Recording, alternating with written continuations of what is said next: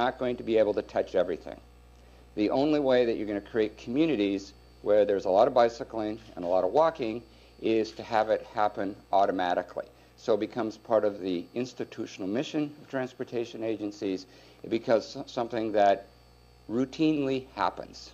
And I'll talk about sort of routine accommodation, complete streets in a minute. But before we had those words, that was the thinking behind it, is realizing our place in the bureaucracy and realizing that we needed to make it happen automatically. Now, a couple things that we realized is that back in 1983, 84, 85, one of the challenges we had was that the things that we wanted to do were not in the national manuals. One of the things we learned right away in transportation is people follow the rules. There are things like AASHTO and MUTCD and ITE, for those of you who follow those things, but they're national guidelines that are adopted at the local level. Transportation industry is a bit conservative in the sense that worrying about liability, other things. So if it's not in the national manual, then you can't get to do it.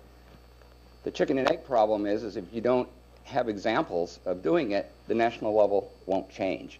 And so what ended up happening, and this was sort of that back and forth, there were a few cities, and I happened to be fortunate enough to be in one of them, who said, we'll try anything if it works. We don't really care if it's in a national manual. Seattle was one of those cities. Portland was one of those cities. A few other cities around the country.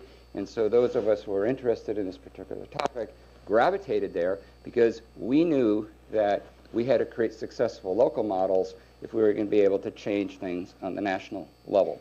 So there's really two halves to this story, and I'm really just going to tell you one of them. One half is creating successful models at the local level.